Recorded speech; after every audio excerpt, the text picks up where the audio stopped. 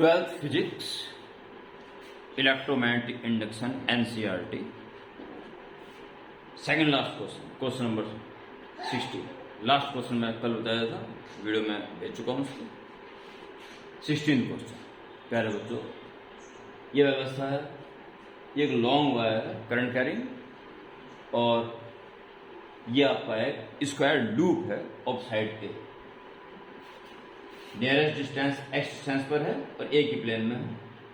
इस व्यवस्था का म्यूचुअल इंडक्टेंस फाइंड करना है, पार्ट ए।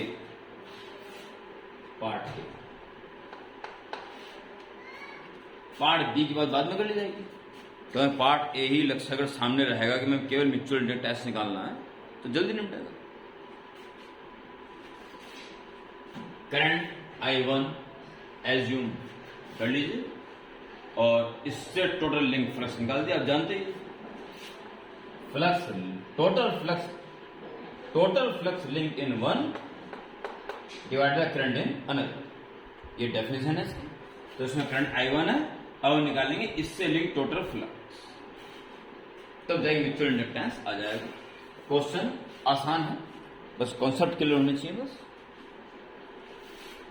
तो फ्लक्स निकालना है, पर फ्लक्स निकालनी क्या है, इतनी बात तो आसान दिखाई दे रही है कि इसके कारण फील्ड इनसाइड होगा, सीधा बी इंटू ए हो जाएगा। बस कठिनाई एक ही है कि यहां ये पार्ट इस वायर के ज्यादा नियर है और ज्यादा दूर जा रहा है, फील्ड वीक होता जा रहा है। फील्ड एरिया के परपेंडिकुलर ही है, इसलिए बी इंटू ए ही करना है, पर फील्ड वेरिएबल है। लेफ्ट मोस्ट साइड से राइट मोस्ट साइड तक जाते हुए लगातार डिक्रीज होता जा रहा है, इसलिए ऐसे में किसी मदद लेनी पड़ती है। मेरे सारे स्टूडेंट्स जानते हैं, यस, इंटीग्रेशन हेल्प। तो आप इसको बारीक बारीक पट्टियों में डिवाइड कर सकते हो, और एक ऐसी स्ट्रिप जो यहां से वाई डिस्टेंस लीजिए, वाई डिस्टेंस पर हो, और dy उसकी थिकनेस, इससे लिंक अगर आप फ्लक्स निकाल सको तो इंटीग्रेशन करके ऐसे जितनी भी स्ट्रिप्स हैं सबका फ्लक्स निकाल के ऐड कर सकते हो, तो पूरे लूप से लिंक फ्लक्स आ जाएगा। अब हमारा पूरा कंसंट्रेशन होना चाहिए इस strip, magnetic flux through elementary strip, elementary strip.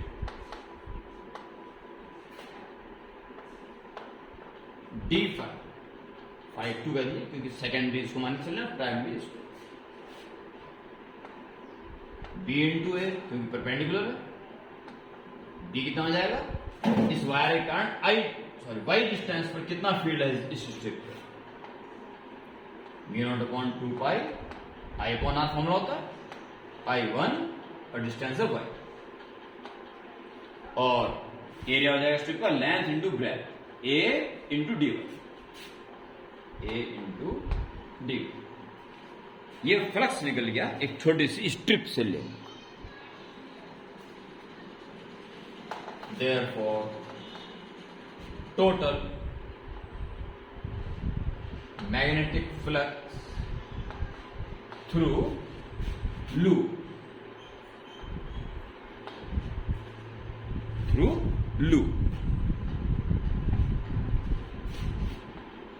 φ2 is equal to, integrate कर दोगे हर स्ट्रिप के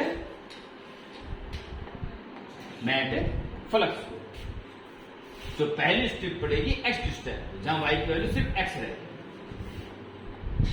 अभी अगली प्लस अगली प्लस अगली करते करते लास्ट वाली जो x प्लस a डिस्टेंस में देखने को मिलेगी। इस तरह से सारी स्ट्रिप्स का मैग्नेटिक फ्लक्स ऐड हो जाएगा और हम पूरा फ्लक्स निकाल लेंगे। ये अगर नहीं दिखाई दे रहा हो तो मैं थोड़ा सेटिंग कर दी, अपर लिमिट देखिए, अब देखिए होगी सब बच्चों को। Yes, continue. D5 value put करेंगे तो dy अपॉन y को अंदर छोड़ के बाकी सब कांस्टेंट, μ0 I1a अपॉन 2 पर इंटीग्रल में y 1/y dy x2 x plus है mu nought I1 a upon 2 pi 1/y का log y या natural log y x2 x plus है mu nought I1 a upon 2 pi natural log y का पहले रखें x plus a minus natural log x mu nought I1 a upon 2 pi natural log this upon this x plus a upon x. Therefore, mutual inductance of given system M, which is total flux in one and current flowing in another. ये phi2 value आएगी आपके पास, तो phi2 के upon में I1 भी लेंगे. देखिए वहां क्या बचा, वहां बचा mu naught a upon 2 pi I1 ये ना हो सकता और natural log x plus a upon x. आज का इंटीग्रेट दे सकते हो तो 1 प्लस a अपॉन x आ जाएगा, ये कैसे है, ये mutual inductance of given system. ठीक है, इसके बाद प्यारे बच्चों पार्ट बी में क्या कह रहा है, वो पार्ट बी में कह रहा है इस लूप को v स्पीड से ऐसे चला दिया तो इससे लिंक फ्लक्स बदलेगा, तो इससे लिंक इंड्यूस ईएमएफ कितना हो जाएगा.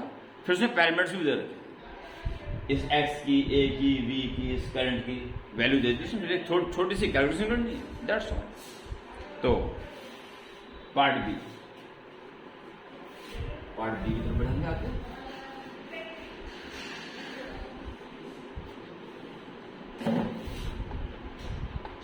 पार्ट बी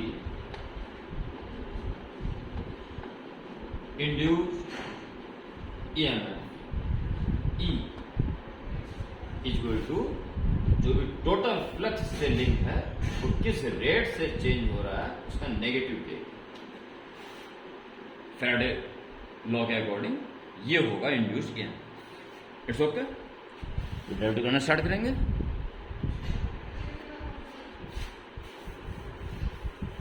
और आपको जो टोटल फ्लक्स समझ में आएंगे, ये total flux. So E is equal to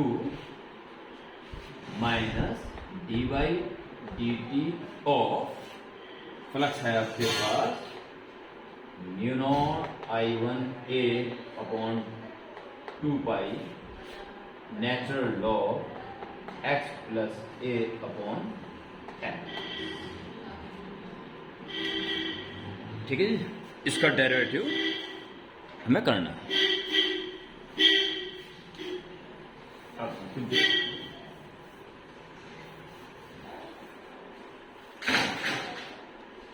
ये start minus mu nought I1 a upon 2 pi is constant, log this का पहले 1 अपॉन दिस अपॉन इस पर पहुंच जाए, फिर इसका दोबारा कोसाइन रूल से डिनोमिनेटर का square denominator into derivative numerator 1 plus 0 minus numerator derivative denominator 1.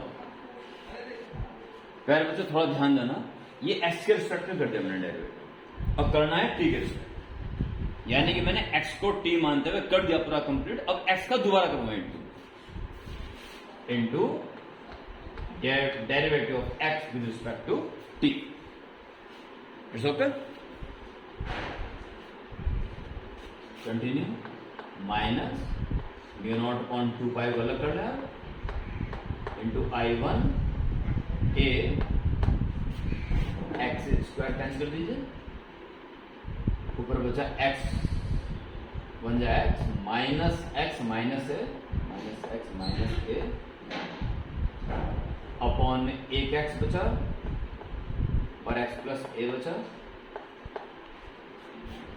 0.2 oven ए कल हो गया, यहां से कट के एक्स इंटू एक्स प्लस आ गया और वहां एक्स माइनस ए, ठीक। और D x by D T यानी एक्स के बढ़ने की दर यानी इसके चलने का रेट यानी कि स्पीड, ठीक है।